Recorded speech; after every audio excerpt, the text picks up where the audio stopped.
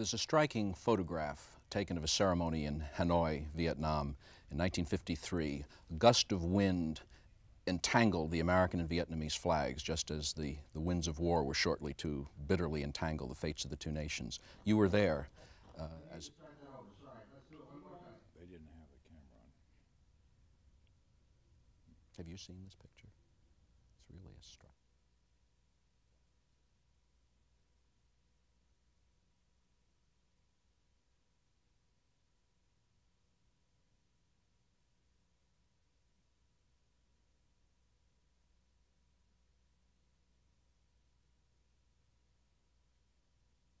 That's right, it was in 56, wasn't it? No, I wasn't in Hanoi in 56. Frank. Let's hold a minute here.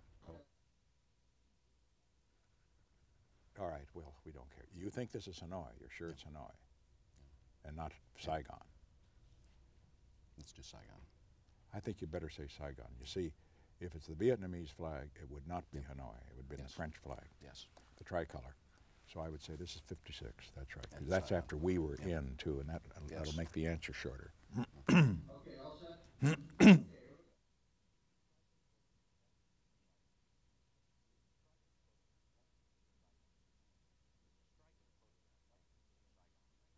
There's a striking photograph taken in Saigon in 1956. A gust of wind entangled the Vietnamese and American flags, just as the gusts of the winds of war had bitterly and were soon to more bitterly entangle the fates of the two nations. You were there as Vice President. Looking back today at the American experience in Vietnam, at the billions of dollars, the millions of refugees, the hundreds of thousands of wounded, the 57,000 Americans dead, and at the fact that in a matter of a couple of months in 1975, South Vietnam fell and the communists took over in the end anyway. Looking back today, do you think that it was worth it? Yes, I think it was, when you consider what we were trying to prevent. We were trying to prevent a communist takeover of South Vietnam, Cambodia, and Laos. You've mentioned, as you properly should, the number of people that it costs. I would say, however, that in addition to the Americans who died, in addition to the South Vietnamese and the North Vietnamese, the Cambodians, that if you add it all up, that figure, let's start again on that. I got another thought there. I'll start again. Is this, no. This is the photograph. Now where are the flags? See. We missed them. You want to pick it up right here? Can we do that? I have to change the shot. We're going to go pick up here, so let me cut to two shots. Yeah, I get the feel of it now. You want to take it from the top or pick it up, Frank? Let's pick it up. Okay, then give me a two-shot timer on two, please.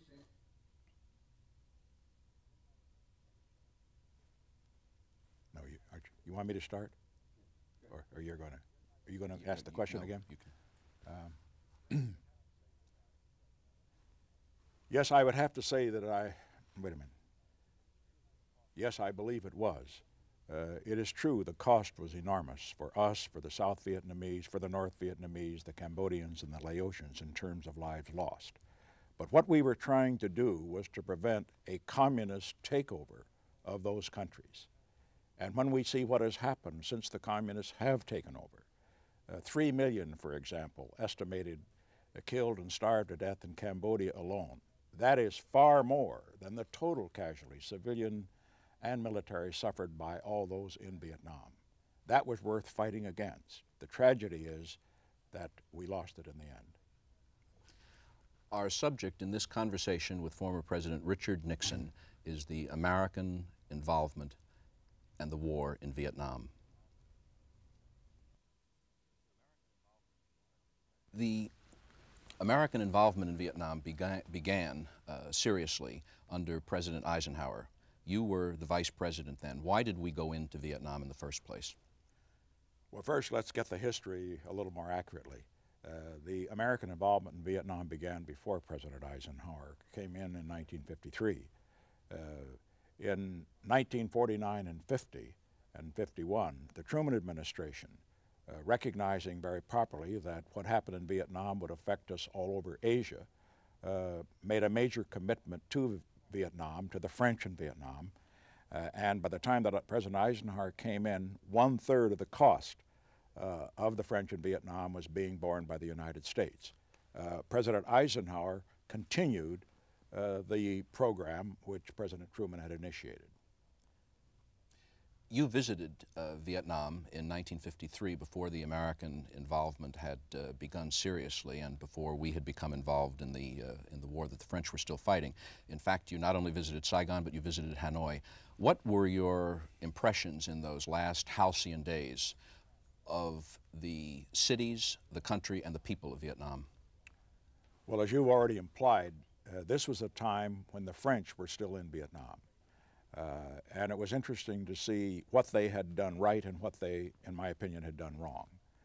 We have to give them credit that when they were in Vietnam, this is in both Hanoi and in Saigon, they had built some fine hospitals and schools. They had also built sanitation systems. They had produced, certainly, a rather substantial standard of living for that part of the world. On the other hand, insofar as the mistake that they made, it was that they were trying, in effect, to stay in Vietnam rather than to prepare the Vietnamese to rule themselves. And under the circumstances, that simply would not survive against the onslaught from Ho Chi Minh, who stood for an independent, free Vietnam. How were we better than the French, or were we better than the French? Well, in one respect, I think the French made a very serious mistake, and that was in having a virtual gulf between themselves and the Vietnamese. I saw that very clearly, for example, when I was in Hanoi and visited the battlefields. One day at noon, I ate lunch with French officers, and they had a fine food in perhaps the best French tradition with a good Bordeaux wine to finish it off with. Then I asked to go over to the Vietnamese mess where the Vietnamese officers were. That idea didn't particularly appeal to my host, but I insisted because I wanted to see what they were doing. And as we approached the Vietnamese mess, as it is called in the service, there was a terrible stench. And I turned to my French escort and I said, "What is that? What are they eating?" And he sort of picked up his nose a bit rather haughtily and he says, "Probably monkey."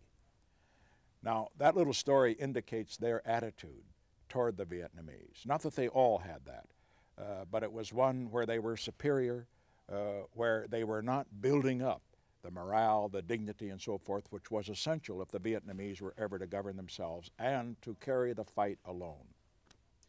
Now, as far as the U.S. was concerned, we did not make that kind of mistake. On the other hand, the mistake we did make, particularly after President Eisenhower left office, was rather than doing as President Eisenhower did, supporting the government of Vietnam in its efforts to handle the insurgency, the Viet Cong and the Viet Minh who were conducting guerrilla war against them, that instead of doing it that way, in the next period, they took over the war and in effect Americanized it. And that was, of course, a fatal mistake.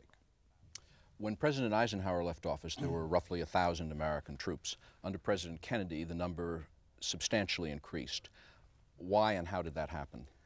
Well, first, the military personnel that were there during the Eisenhower period were not combat troops. They were training troops. They were not involved in combat. President Kennedy raised the number to 16,000 because he saw that unless it was raised, there was a possibility that the Vietnamese, the South Vietnamese, would not be able to hold the line. And he authorized in 1962 the Americans to join the Vietnamese in combat units. Consequently, in his last year in office, 1963, there were about 500 American casualties.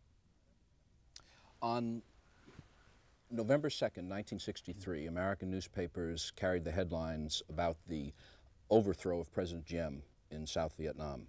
It was subsequently revealed that the coup which ousted him was at the least inspired and at the most manufactured in Washington. Was President Kennedy responsible for the murder of President Diem in 1953? No, I wouldn't say that. I'm sure that he did not intend it. I would be very surprised if he were not greatly shocked by it. However, I think looking at it very objectively, as for example Marguerite Higgins, an outstanding journalist with the New York Herald Tribune and a Kennedy supporter, wrote after she had investigated the situation. Looking at it from that standpoint, it is quite clear that the policies which the Kennedy administration adopted toward Vietnam led to the coup, which inevitably led to the assassination of Diem. They set in motion the events which led to it. And in this case, General Maxwell Taylor, I think, has put it very well when he indicated, in effect, that they greased the skids for Diem's downfall. And, of course, having done that, the Vietnamese do not play very gently. Diem was one casualty. Could President Kennedy have prevented the murder of President Diem? He could have only prevented it had he not listened to and taken the advice of some of his advisors who were urging that he dump Diem.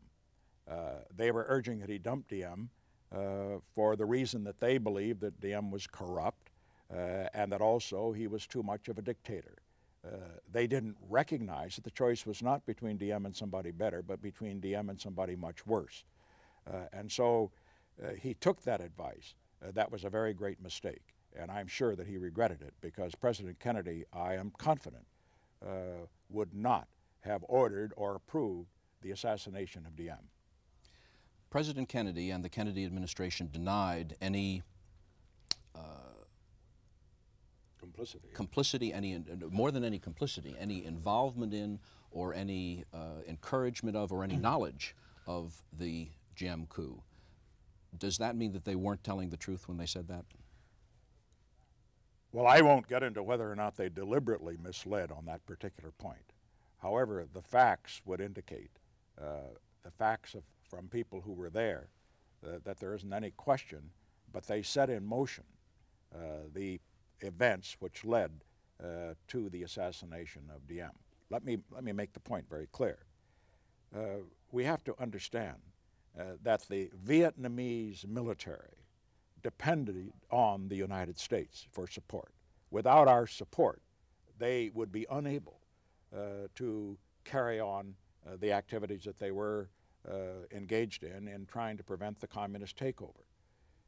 When the U.S. indicated that we would support them, as was indicated in the event that they did initiate a coup, that inevitably put in motion the events which led to Diem's assassination. Now, that is the historical record, and I don't think any rewriting of history can excuse those who gave Kennedy that very bad advice. In 1971, could you have prevented the assassination of President Allende of Chile if you had directed American policy towards Chile differently? No, I think we have to distinguish between what happened in Chile and what happened in Vietnam. In Vietnam, we have to understand that Diem was our friend. He was our ally. In Chile, Allende was no friend. As a matter of fact, he had joined Castro as a potential enemy of the United States in Latin America. And the second point that should be made is this, that while after Allende was elected by a plurality, not a majority of the vote, it is true that we, like previous administrations, did everything we possibly could to see if the majority parties who were non-Marxists or anti-Allende could get together and prevent his being elected as president by the parliament. We failed in that effort, and it was 2 years later that Allende brought himself down. Marxism simply didn't work there. The country was an economic and political disaster area, and the coup which came there came from within the country. Let me put it very directly in terms of the contrast. In Vietnam, a coup against Diem could not have occurred without the support of the United States, because those troops, those generals depended upon the United States. In the case of Chile, the coup did occur and would have gone forward without our support in any event, because Allende had created a situation where the whole country was rebelling against what he had done to it. It has since been revealed in Senate Intelligence Committee hearings, Senate intelligence hearings, that President Kennedy and/or the Kennedy administration were involved in assassinations or assassination attempts against Castro, Patrice Lumumba, Rafael Trujillo, President Diem, General Schneider in Chile. Do you think that there are any circumstances in which a President of the United States should desire or seek the assassination of a foreign leader? Well, I think we'd have to separate desire from seeking it. I'm sure that every president at some times must say, gee, I wish that fellow were gone or he was off the stage one way or another. But as far as seeking the assassination of a foreign leader in peacetime, and I want to distinguish that, I would say I cannot imagine any president of the United States seeking that. And in the case of Diem, while it was wartime, it was a different situation than we would normally think of as, for example, during World War II. What about, speaking of World War II, what about Hitler, or what about Idi Amin? If the director of CIA had come into the Oval Office and said to you, we have an absolutely foolproof, untraceable way in which we can remove Idi Amin from the scene, which would involve his murder, would you have approved it? Would you have acquiesced in it? Would you have said, do it, but for God's sake, don't tell me? Or would you have forbidden it? I would have forbidden it. And may I say that while I was president, I don't recall any instance where the CIA or any people outside the CIA areas suggested that the administration participated in an assassination plot. Apparently, that sort of thing did occur in the early 60s. However, I again emphasize I do not believe that President Kennedy personally approved an assassination plot. I would say that as far as the Hitler situation is concerned, you have to separate that in terms of it being a period of war. Now, during war, we have to understand is that everything is done to try to eliminate the capacity of the other to wage war. That is why, for example, at the present time, American missiles are aimed at Soviet command centers, and Soviet missiles are aimed at Washington, D.C., and also at our command centers. If those missiles should land, it's going to eliminate whoever happens to be the leader of either country. Given the record of the CIA, do you think that they, during your administration, do you think they would have been capable of developing a foolproof and/or untraceable plot of any kind? No, the record of the CIA, certainly in our administration, was very spotty, if I can use British understatement. In terms of what it was able to accomplish, I had very little confidence in them. And I had very little confidence in their intelligence reports. For example, they were always greatly underestimating what the Soviet Union was doing in terms of its missile development. For 10 or years straight, I remember that their estimates were too low. I think during the earlier period, immediately after war, during the Eisenhower period, when Allen Dulles was in charge of the CIA, it was far more competent than it was later. Now, that is not to reflect negatively on people like Richard Helms and others who served the country with great dedication. I'm simply saying that they, in my opinion, did not have the capability that they could have had, and I wouldn't have counted on them to carry out such a mission as that, assuming I might have ever ordered one. Do you think that President Kennedy's involvement with the assassination attempts on Fidel Castro led directly or indirectly to President Kennedy's assassination? Well, of course, there is the conspiracy theory. I particularly find in my visits to Europe, to France, that they believe very confidently that that's exactly what had happened.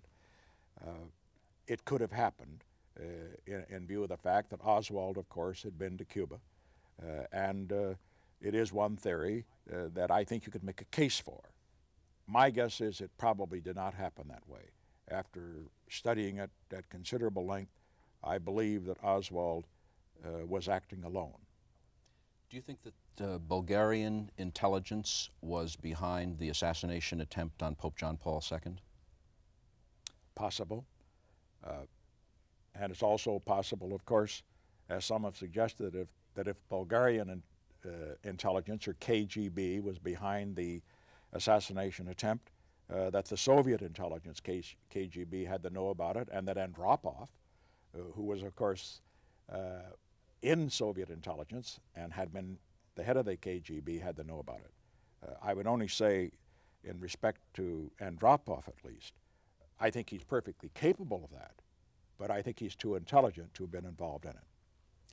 If you were president and it were proven that the Bulgarians were behind the assassination attempt on the Pope and that the KGB, with Andropov as its head, were behind the Bulgarians, and he was now in the position he's in and you were president, what impact would that have, if any, on your dealings with him? There are stories that in the White House and in the State Department now, some forces are trying to soft pedal the investigation into the so-called Bulgarian connection, because should it pan out, that would mean that there would be problems in President Reagan dealing with Andropov. If the finger of suspicion points directly at Andropov, what does that mean for an American president in his dealings with him? That puts a very tough question to an American president. But under the circumstances, the American president, of course, would have to take them on directly about what had happened, obviously would condemn it. They, of course, would deny it. But even though it were proved that that was the case, we have to realize a fact of life. The Soviets lie, they cheat, they engage in assassination plots and murder plots all over the world, but they are there, and we have to deal with them. That doesn't mean that we have to lie and cheat and assassinate, but it does mean that in dealing with them, we recognize those with whom we are dealing, recognize that under the circumstances, we have to be just as tough and even doubly tough at the conference table if we are not to be taken over. Did President Kennedy order the assassination of Fidel Castro? No, I do not believe that he could have done that. A moment ago I said that Andropov was capable of it. I do not think that President Kennedy was capable of having ordered the assassination of Castro. What about in terms of the documents and conversations that were revealed in the 1970s in the Senate intelligence hearings, which virtually proved that although there were no tapes, so there was no absolute proof, but that President Kennedy was involved in the conversations concerning the assassination, and indeed the techniques, including the bizarre techniques, the exploding cigars and things like that, that the CIA was planning in order to kill Castro. The theory, of course, being that Kennedy's pride and prestige was seriously hurt by the threat Castro had posed. Well, let me go back historically to how this all relates to Vietnam. I think it's very important for us to understand this. President Kennedy, as you recall, in his very eloquent inaugural in 1961, said, "We will fight any time, any place in defense of freedom." His first broadcast out of the Oval Office 2 weeks after he was inaugurated was with regard to Laos, when he said that the United States would keep its commitments to Laos. Then came the Bay of Pigs, which was a failure in my opinion because of failing to carry out the plan that President Eisenhower had directed, and which President Eisenhower told me later would never have been approved without the use of air power, which of course was denied in adequate amounts. And then after that, President Kennedy met Khrushchev at Vienna, and Scotty Reston of the New York Times reported that Khrushchev bullied him. Khrushchev, following the usual Leninist dictum, which is probe with the bayonets. If you find mush, proceed. If you find steel, withdraw. Now, President Kennedy was not a weak man. He was not a soft man. He was a tough guy. And after all these things happening, he was determined that Khrushchev and the communists generally should not assume that they had found mush. Now that, of course, if you have to understand that in order to understand why he felt it was important to increase the number of Americans in Vietnam. That was why he thought it was important to have these Americans participate in military exercise, even though it cost some casualties. And unfortunately, I think that was one of the reasons that he was led into the mistake of supporting the coup, which brought down Diem, because he had become convinced by his advisors, I think very improperly, that if Diem left, that they'd have a stronger government. Now, with all this background in mind, we have to understand that President Kennedy may have felt he needed a victory. However, while he might have toyed with the ideas, as we all do from time to time, we may discussing, I think if push came to shove, between the rock and the hard place, President Kennedy would not have said, go out and knock this fellow off in order to make me look tough. I don't think he would have done it. Not because he was not tough enough to do it, but because he would recognize that doing it would lead to repercussions that would be perhaps more detrimental than it would be positive in the long run. You have to remember that removing a leader from a position, even though it's a Castro, does not necessarily solve the problem. The problems that brought him into power are still there, and the forces that brought him into power are still there. Castro wouldn't be able to survive in Cuba today unless he had some support. I don't believe he's got majority support, but he had some, and that was the case back then as well. We have some film of you with President Diem in 1956.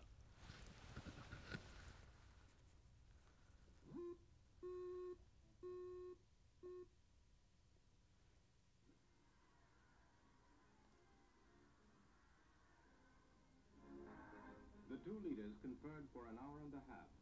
Mr. Nixon extended President Eisenhower's warmest personal congratulations, well earned by a man and his people who had shown astonishing progress and spirit through 2 difficult years. At President Diem's invitation, the visitor from Washington joined him in facing the vast assemblage outside. The argument has been made that President Diem was an appallingly corrupt dictator who had little and deserved less popular support. You have written a book about leaders. What were your impressions of Diem then, and what is your assessment of him as a leader now? Well, first, as far as corruption is concerned, we have to understand, and this does not excuse it, but we have to understand that corruption is endemic in that part of the world. In the Philippines, in Indonesia, the other countries in that area. As far as Diem is concerned, I would not say that he was any more corrupt than those that have succeeded him, for example. The second thing we have to understand, insofar as public support is concerned, and I'm glad we showed this film, that he had a great deal of public support. I was there, I saw it. Now you can trot a lot of people out in order to welcome a visiting vice president. But while you can get them out, you can't get them to cheer spontaneously. And there was no question that Diem had a mystique, a strength. He was able to stay in power for 9 years. And when he was there, for example, from 1954 to 1961, when President Eisenhower left office, he was very much in control. We did not have to have any American combat troops serving with his units. And he had the insurgency very well under control. I think that if we had continued to support him, we would not have had the musical chairs which eventually led to the enormous American commitment there of 550,000 men. Getting rid of Diem was supposed to pave the way for victory. That was the rationale for the coup. What were the results of the coup? Well, General Maxwell Taylor put it very well when he said it led to chaos. And I can say from personal experience, I know what happened. I was in Vietnam in '53. again in '56. This was the first anniversary of Diem's ascension as the leader of Vietnam.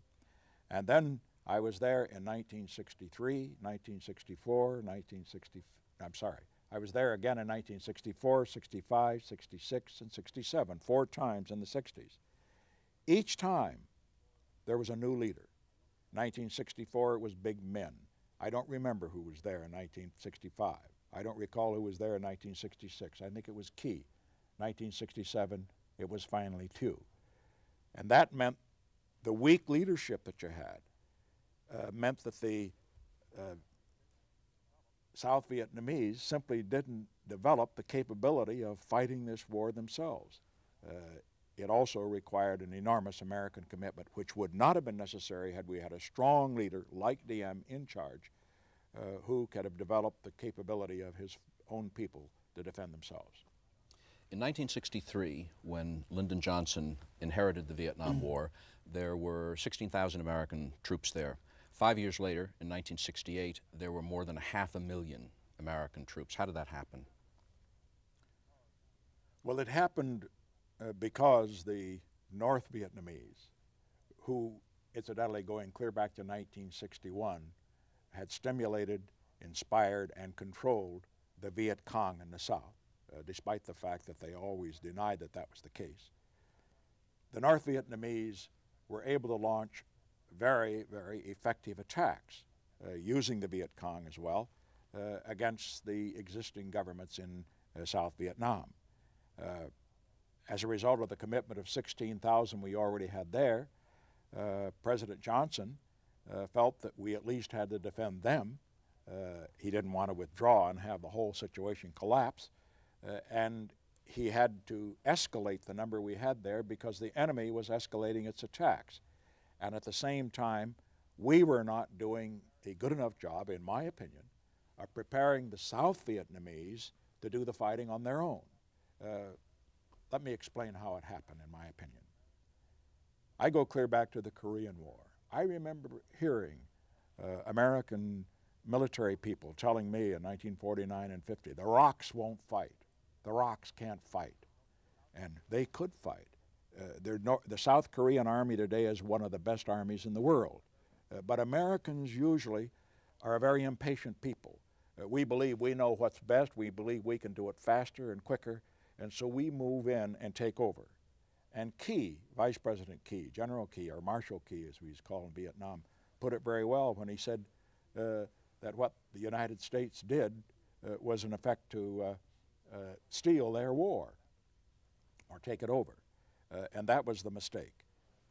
I must say that I recall very well that Johnson, during his campaign against Goldwater, said that, pledged to the American people that he was not going to have American boys go thousands of miles across the Pacific to do things for Asian boys that Asian boys should be doing for themselves.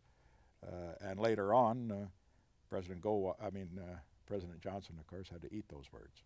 We, in fact, have a film clip of that speech, which was made, that particular speech, which was made in August 1964 to the American Bar Association.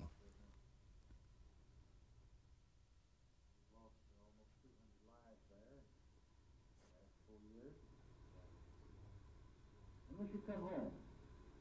But the United States cannot and must not and will not turn aside and allow the freedom of a brave people to be handed over to communist tyranny.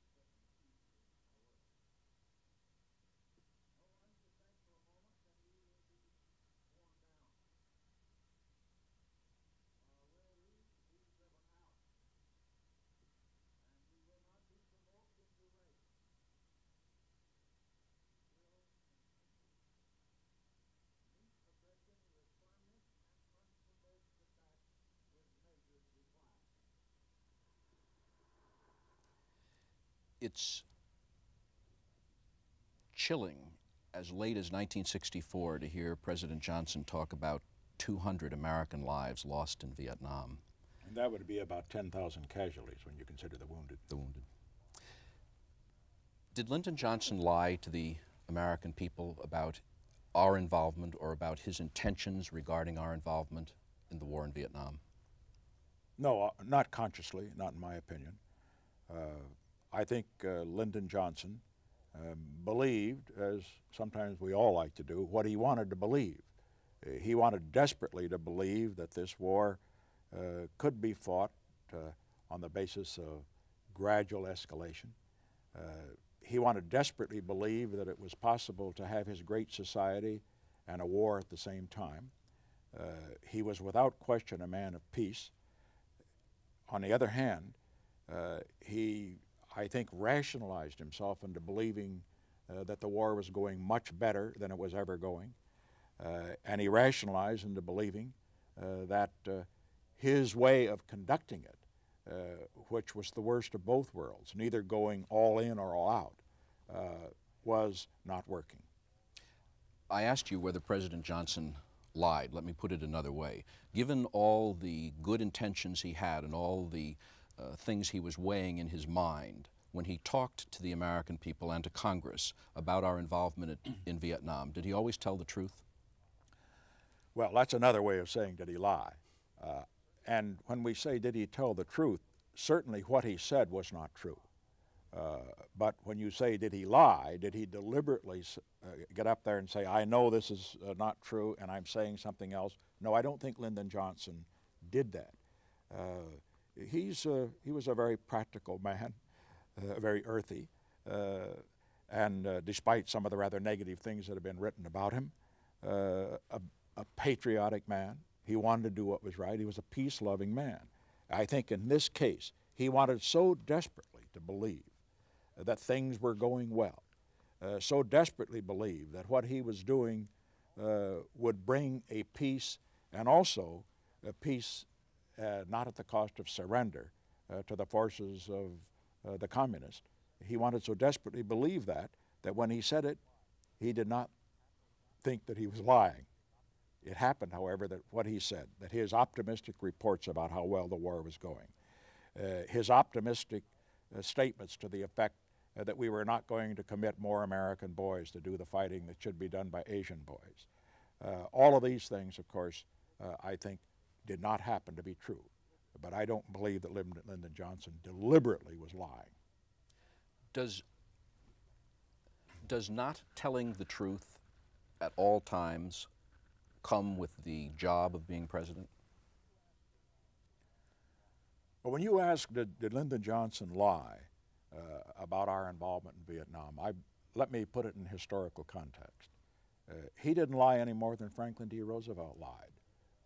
When Franklin D. Roosevelt in 1940, and I remember it very well, said in his campaign against Wilkie that we were not going to have our boys fight in foreign wars.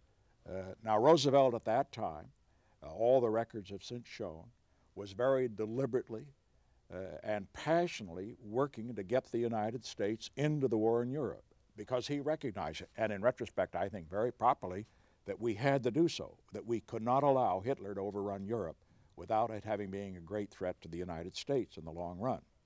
On the other hand, as far as Roosevelt was concerned, it would have to be said that he was misleading the American people. And I think in this case, Johnson may have misled the American people, but it was no more a lie in the moral sense than it was in the case of FDR. In August 1968, Lyndon Johnson promised you that he would not announce a bombing halt before the November presidential election. In October, with his candidate, Hubert Humphrey, trailing you in the polls, President Johnson went on television and dropped a bombshell of his own. We have a film of that moment. I have now ordered that all air, naval, and artillery bombardment of North Vietnam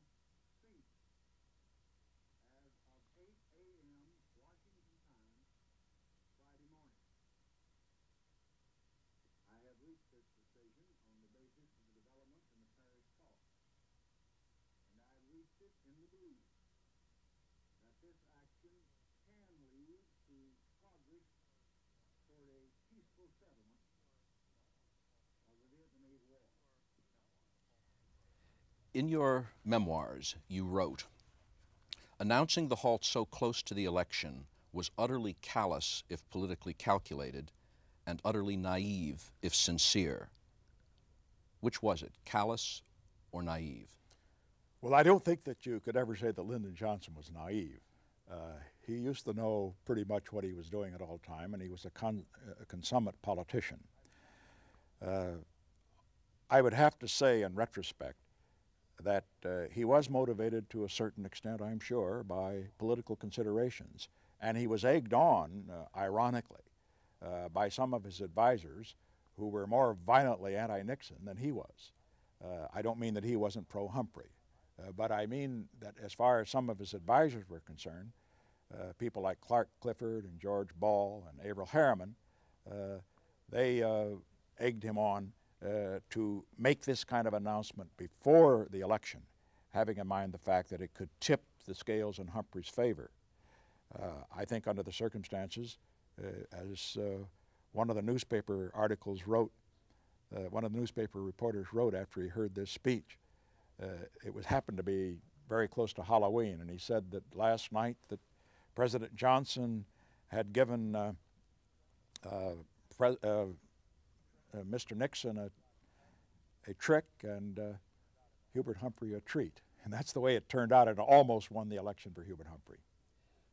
Weren't you furious to, at the last minute, at the 11th hour, after all you'd been through, and with the presidency finally so close, to risk having it taken away from you by what you had to have seen as a cynical, partisan action on Johnson's part?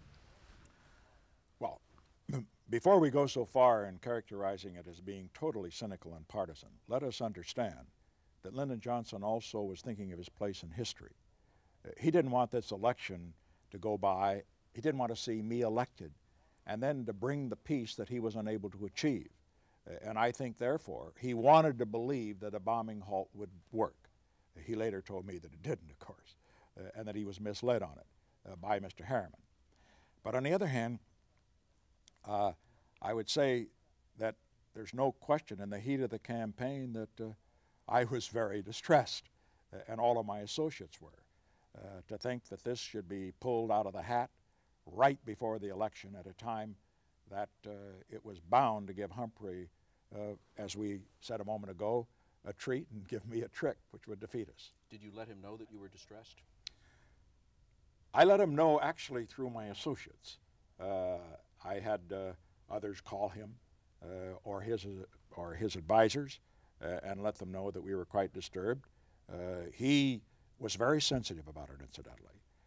He was sensitive then when Bob Finch had made some statement to the effect that he didn't have all the ducks in a row because President Tew didn't go along with the bombing halt, and that's the only reason that perhaps it did not succeed in tipping the election scales, because disillusionment set in within a couple of days thereafter, just before the election.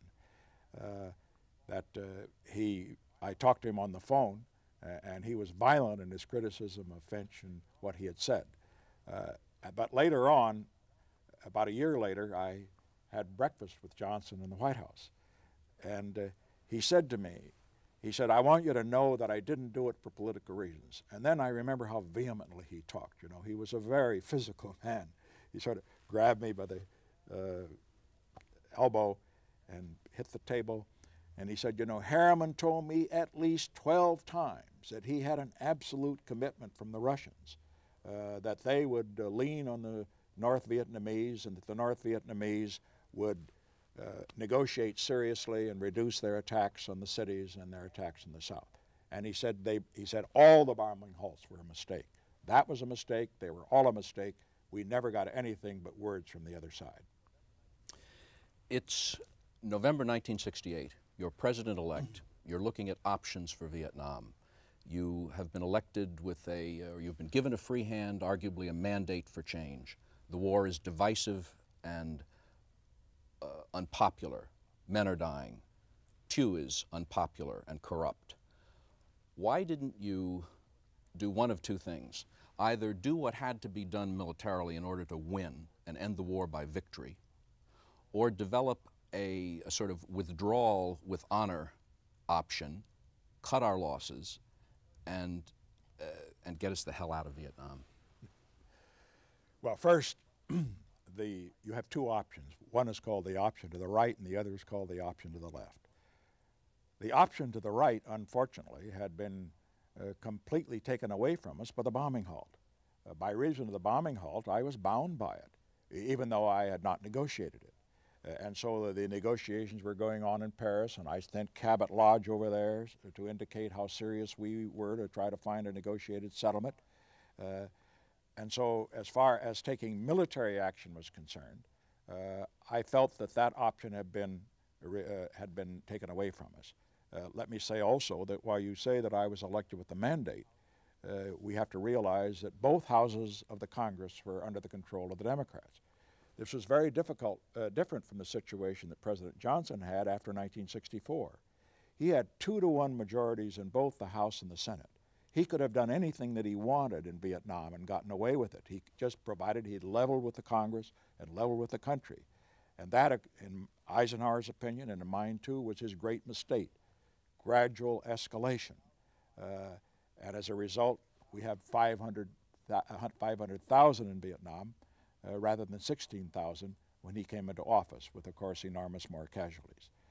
Now, as far as the other particular option is concerned, the option to the left, I know that there were those among my political advisors who said, look, Kennedy started the American commitment in Vietnam, at least the commitment to combat units and combat advisors. Johnson escalated it. Now you can end it. And put the blame on them for what happened in Vietnam. In other words, bug out. I couldn't do that, and frankly, I never considered it. I said, in effect, this is not Kennedy's war, as some would suggest, or Johnson's war. It is America's war. I knew what would happen. I had been there. I had been there going back to 1953. I was there in 53, 56, and 4 times in the 60s. And I knew that if we were to get out of Vietnam then, the communists would overrun it. I also knew that if we got out under those circumstances, it would have a devastating effect on our other allies in that area.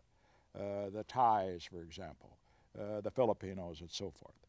And I also knew, and this is a conviction I have even today, I knew it would have a devastating effect on the American morale, on our willingness to play a credible role in the world, because there'd be instant relief for a while. And then there would be a turning inward and say, why do we have this loss of life for nothing? What would it have taken to win militarily in Vietnam in 1969, or was a military victory impossible given the guerrilla nature of the war? In 1969, a military victory over the North was not impossible. In fact, if I have a regret, it was that I was unable to do early in 1969 what I later did in 1972, to bomb and mine in the Haiphong, Hanoi area, because we could have brought the North Vietnamese military capability to its knees. And without the North Vietnamese support, the South Vietnamese would have been able to handle the Viet Cong in the South. There was no question about that. Incidentally, there were some what I call super hawks who thought we should have gone further. They said that we could bomb the dikes in North Vietnam, particularly in the winter, in the wet season. And others say we could use tactical nuclear weapons. I ruled both of those out for 2 reasons. One, because I didn't think it was necessary in the event we went on the military option. I thought that the bombing and mining, which I had advocated incidentally in the 60s after visiting Vietnam, that enough would quarantine North Vietnam, which was the phrase that I used. On the other hand, I felt that if we used nuclear weapons, or if we caused hundreds of thousands of deaths of innocent people in North Vietnam in order to win the war, it would be a Pyrrhic victory. It would have had devastating consequences all over Asia, including particularly in Japan, which was the big prize in Asia today, as it was then. In your inaugural address in 1969, you said, Let us take as our goal where peace is unknown, make it welcome; where peace is fragile, make it strong; where peace is temporary, make it permanent.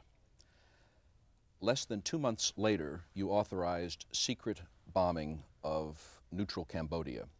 Why did you expand in secret the war you were talking about ending in public? Well, let us understand first that secret military actions in war are not uncommon. In fact, they're very desirable. President Eisenhower, for example, ordered all kinds of disinformation with regard to where the Americans and the other forces would land on the continent when he went into Normandy. It was deliberately to mislead them. And I would say that as far as this is concerned, we have to recognize that this was wartime. Now, the reason for its being secret, and first the reason it was done. The North Vietnamese, despite the fact that we were adhering to the conditions of the bombing halt, and we're not bombing, they were violating whatever conditions that they were supposed to agree to. They were shelling cities, they were infiltrating more troops, and what particularly concerned us, they were sending in great numbers of combat forces into the Cambodian sanctuaries. The net result of all that was to increase our casualties. And as I saw those casualty lists every week grow, I knew that we had to do something. I knew that we couldn't break off the Paris talks, not yet, but I knew we had to do something in order to stop that. Now the point is, why not do it openly? Well, the reason, interestingly enough, was that the North Vietnamese claimed that they didn't have any forces in South Vietnam. They claimed they didn't have any in Cambodia. They said it was all local civil war. Now that was, of course, not true. But for that reason, we knew that if we bombed secretly, they could not object, and they didn't. Also, the other reason we had to bomb secretly is that we did not bomb what is called neutral Cambodia. We bombed enemy-occupied territories in Cambodia. Now, Sihanouk, Prince Sihanouk of Cambodia, as a matter of fact, wanted the Vietnamese out of that area. But he, since he was neutral, would have to object in the event that we openly bombed. All right, let's look at what happened. We conducted very successful bombing raids. It reduced our casualties because it inhibited the North Vietnamese from making their hit-and-run attacks on our troops on the border in that area. And it's only unfortunate that the leak of the fact of that bombing was taking place, that it became public, which made it necessary for us to discontinue it, because Sihanouk, of course, had then to object to it. And as a result of that leak, it cost American lives. Discontinuing the bombing gave them a privileged sanctuary from which to make their runs at our forces in Vietnam. Are you saying then that the reporter who wrote that story based on a leak and the New York Times, which in that case published that story, cost American lives? He certainly did, without question, and he isn't going to be able to rub the blood off his hands simply by rewriting history. As you say, or you say that secrecy is needed in wartime, how did you feel then several years later when the House Judiciary Committee considered, although it voted down in the committee by a vote of, I think, 26 to 12, a fourth article of impeachment, which said that you should have been tried, convicted, and impeached and removed from office because in 1969 you had lied to Congress about the secret bombing of Cambodia?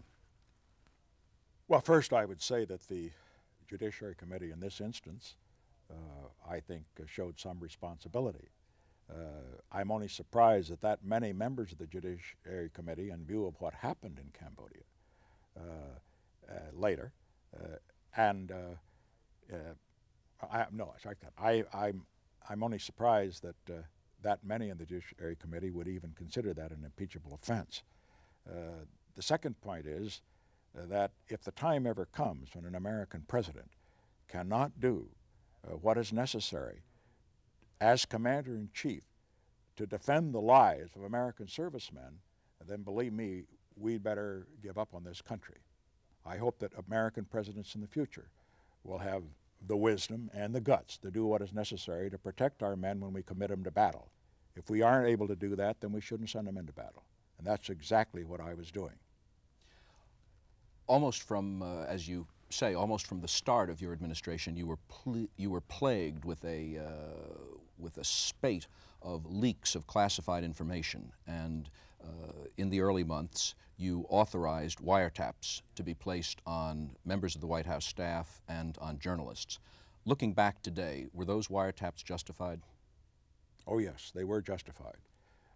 They didn't produce anything in terms of finding out who was doing the leaking, although they might have had the effect of perhaps that we couldn't even estimate of discouraging some of those who might have intended the leak if they didn't know that they might be tapped. In fact, though, the results were the contrary. The leaks not only continued but multiplied. How is it that since these taps were placed and indeed were extended as was felt necessary, why didn't they, I think at one point you described them as a dry, you described the results as a dry hold, globs and globs of crap. How was it, since J. Edgar Hoover had said that taps were the most effective way to catch a thief, why didn't these taps provide something, produce something? Well, I think that would indicate that those who were leaking were doing it quite deliberately. It was not simply a question of being careless or speaking when they were drunk or what have you, or speaking to a friend. They were doing it quite deliberately, and if they were doing it deliberately, they had to be sophisticated enough to know, in view of what had happened before in previous administrations, that they might be tapped. So they didn't talk on their telephones. Let us understand the magnitude of the wiretapping that was done, since so much has been made out of it. The total that were wiretapped in this instance were 14 government officials and 4 newsmen, a total of 18. In fact, the number of wiretaps, these are what we call national security wiretaps, and understand this is during wartime. The number of wiretaps that we had in that period was the lowest average of any time since the Korean War back in 1953. And it's ironic to note that the highest number of these national security wiretaps was in the last year of President Kennedy and Robert Kennedy's administration in 1963. Now, that doesn't mean that what they did was wrong. It doesn't mean that what has happened in the past justifies what happened, what we did. What I am suggesting here is that the reason we wiretapped was that the leaks were making it very difficult to conduct our foreign policy. We had a lot of things going on then. We had, for example, a new relationship that we were attempting to develop with the People's Republic of China. It was just in its early stages. We had relationships with the Soviet Union. We were having, of course, discussions on a confidential basis with regard to Vietnam. But I should point out that the leak which disturbed me the most happened to be the leak of the secret bombing. Because it cost American lives. Because it cost lives. You made your first speech to the American people on the subject of Vietnam on May 27th. I think in May of 1969. It's a speech that you were not happy with. Why not? Well, it was a speech that had been prepared by the NSC staff, and it was written in the typical State Department kind of unintelligible rhetoric. Now, I don't consider myself to be a particularly brilliant writer, but I've had enough experience, I think, to know how to say something very simply to get it across. And from that time on, all the speeches I made during the war, I took as much assistance as I could get from the State Department and the NSC staff, but I rewrote them all to put them in language that people could understand. Oh, that was, excuse me, go ahead. Go ahead. No. As far as the substance of the speech was concerned, I think it should be noted, too, that it was a very conciliatory speech, but it was one that did not have the impact that I would have liked in rectifying what Johnson had done. What had happened there is that he had never gotten across to the American people as to why we were in Vietnam. He tried to, but he never made it as plain as he might. Too many American people had the impression we were in Vietnam solely for the purpose of seeing that Vietnam had an opportunity to have a democratic government. Now that was important to us, but that wasn't the major reason. He didn't point out the great stakes that were involved in Vietnam, and he had not leveled with the American people on what it would be required to bring this to a successful conclusion. I felt it was necessary to do that, and it was later on that I was able to make those points more effectively. During the summer of 1969, the domestic anti-war protest began to heat up. It was clear that the honeymoon with the new administration was over. October 15th was designated as Moratorium Day, and the idea was that the 15th of each succeeding month would be another moratorium until that had affected your actions and you'd withdrawn the troops and ended the war. How did this escalating domestic protest affect your thinking about the war or your conduct of the war? Well, the protests had exactly the opposite effect from what the protesters intended. They protested against the war. Well, we were all against the war. We wanted to end it. It was a question of how. They wanted to have peace, and they wanted to stop the killing, of course. What happened here was that by their protest, they prolonged the war because they encouraged the enemy. And the enemy themselves said that when they congratulated those that were running the October 15th moratorium and said, may your October offensive be very, very successful. And it did have that effect. Now let me say another reason, however, that I was particularly concerned about this protest, the one on October the 15th, is that we had a synchronized, orchestrated policy in place that we thought would bring meaningful negotiations with the North Vietnamese. I had written a letter to Ho Chi Minh, one which he gave a curt reply to, but which at least opened a channel. Was this known publicly? Oh yes, it became known then, and became known shortly thereafterwards. I had also initiated talks with the Soviet Union through a contact with Ambassador Dobrynin, in which I laid it on the line as to where we stood with regard to their involvement in supporting the North Vietnamese. I thought that they could bring some pressure to bear, of course, on the North Vietnamese. Dr. Kissinger, in August of that year, had begun the first of 12 secret trips that he took to Paris to negotiate in a private channel with the North Vietnamese, Le Duc Tho. In addition to that, I had taken other actions on the diplomatic front and otherwise to indicate that on the one side, we wanted to make a reasonable settlement, provided it was one that did not require us to overthrow the Thieu government or the government selected by the people of South Vietnam. But on the other side, that if we were unable to get that kind of a settlement, that we were prepared to take the military action to bring the war to a conclusion. But that became an empty threat, believe me, after the October 15 moratorium, because what happened then was it encouraged the enemy not to negotiate seriously, and they didn't for a considerable amount of time after that. And of course, with all of that kind of disruption in the nation's capital and across the country, because this wasn't the only place that it occurred, I knew that it would tear the country apart to escalate militarily, as I'd hoped we would be able to do in the event that the enemy continued to be intransigent. Do we know that the North Vietnamese or the NLF followed our domestic political scene and were aware of the anti-war protests? Oh yes, we are very much aware of that. How do we know that? We know it too from an historical standpoint. The war in Vietnam, as far as the French was concerned, was not lost in Vietnam. It was lost in Paris.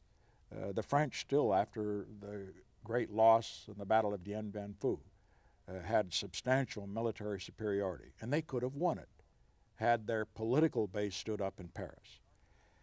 Now, the North Vietnamese, if nothing else, are historians. They think historically, as do most communists and communist leaders.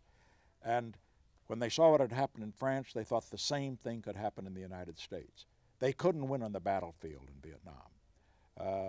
They couldn't win particularly as Thieu was beginning to develop the South Vietnamese forces, which could carry the load themselves even after we withdrew. And so what they could not win in the battlefield against American and Vietnamese forces, they hoped to win in Washington, D.C. And that is why they conducted these campaigns of propaganda, demonstrations, and so forth all over the nation in order to force capitulation in Washington, to win politically what they could not win militarily. We have on film some scenes from typical anti-war protests of those years.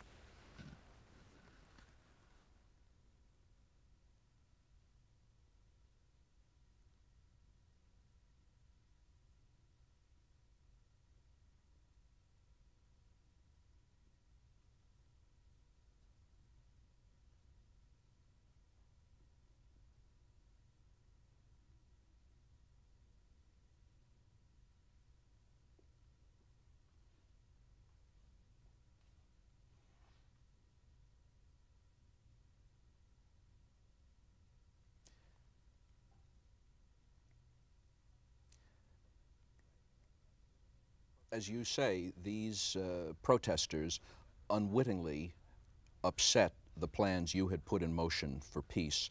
How do you feel about these protesters today, looking back on that experience? Well, no, first of all, I would say that's about as untypical a picture of those protesters as I could possibly imagine. That shows the kind of protests that the media tried to paint of the protest movement generally. Peaceful people walking along, carrying coffins, demonstrating peacefully. Let's understand what kind of protest it was. It was violent. Some of it was peaceful, but a lot of it was violent. And in Washington, D.C., hundreds of thousands of dollars worth of damage was done. We have to understand, too, that all over the nation, for example, in 1969 alone, there were, as I recall, 40,000 bombings or threats of bombs. In that period, too, there were over 250 cases of arson, and there'd been 86 people killed. This was a rough period. This was not a non-violent protest. Excuse me. One American politician said that the best young Americans during that period went to Canada, not to Vietnam. How do you react to a statement like that? Well, I was in Vietnam in July of 1969. And I had been there, of course, on 6 other different occasions. I went out among the troops in the battlefield. I was enormously impressed and frankly moved by them. They're just fine young men. And I realized as they were there that over 2.5 million young Americans served in Vietnam. They came back, as we know now, usually unappreciated and sometimes even condemned, ostracized, and under the circumstances, it had to be a very bitter experience for them. But I can tell you what I feel about it. Our best young men didn't go to Canada.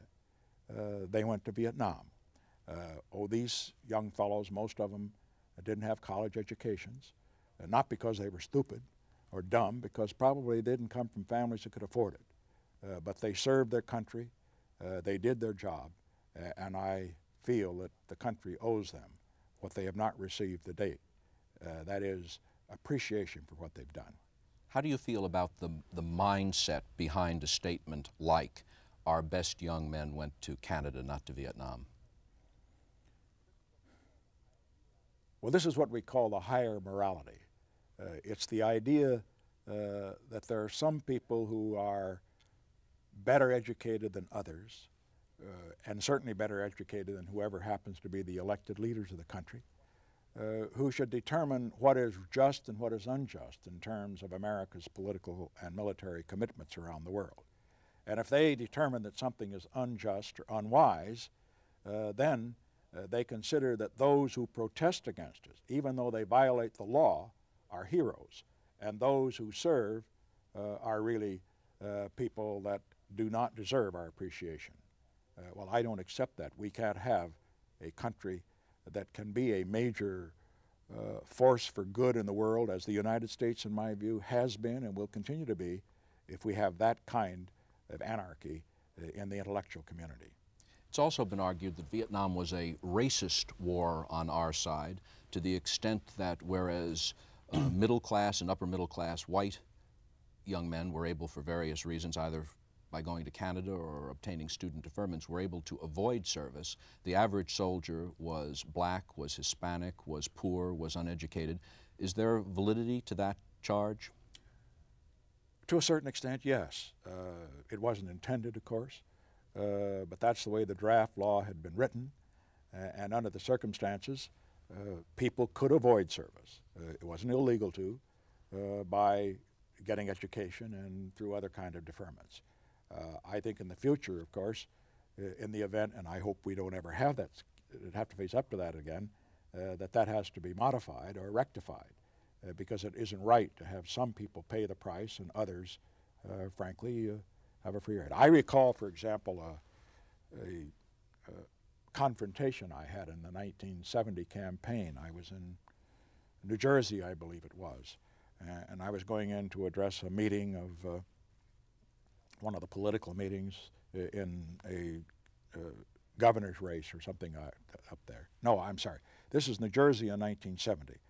I was addressing a political meeting, and a young fellow came up to me and grabbed me by the arm, said he was a student.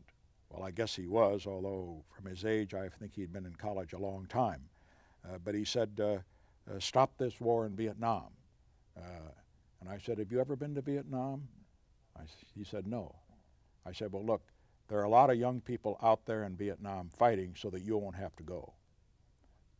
Do you think that a white middle class or upper middle class young American at that time who took advantage of that position or of the loopholes in the law to avoid service was a less good American for doing that?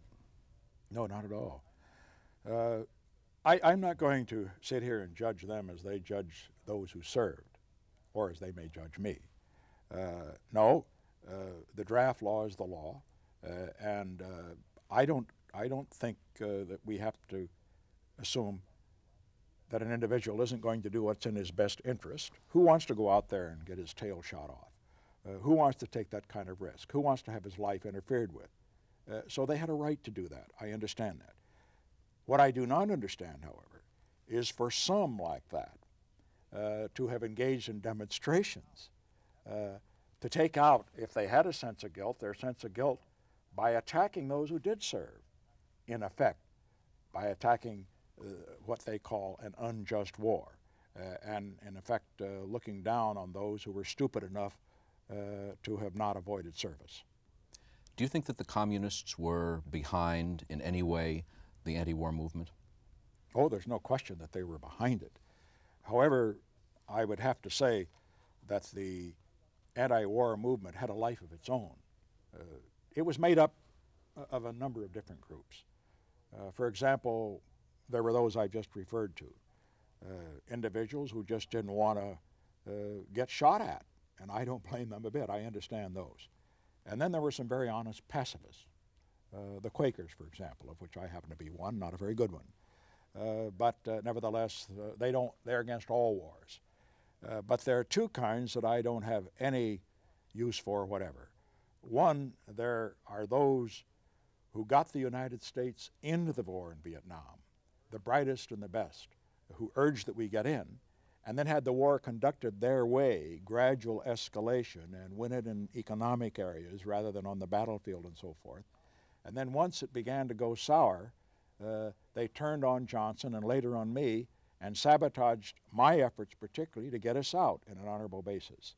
And then finally, there is one other group.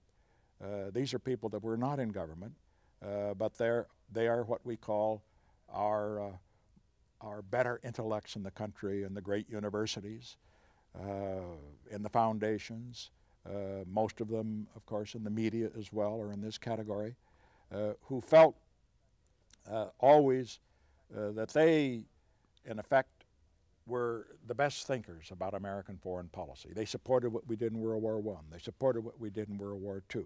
to a certain extent even in Korea. But when it came to Vietnam, they bugged out. And as a result of that, they, in effect, left a legacy which I think they're finding very hard to live down, because they know they failed the country, failed to exert the leadership that they could in a very desperate time. Let me point out why. It isn't because I question their patriotism. It isn't because I question their sincerity, but I question their judgment, just as I question the judgment of the protesters. They wanted to end the war. Well, if they wanted to end the war, what they should have done was to support the government that was trying to end it, and the only government we had at that time that was trying to end it, rather than to sabotage our efforts to end it, which we were trying to do on an honorable basis. And I question their judgment in another way.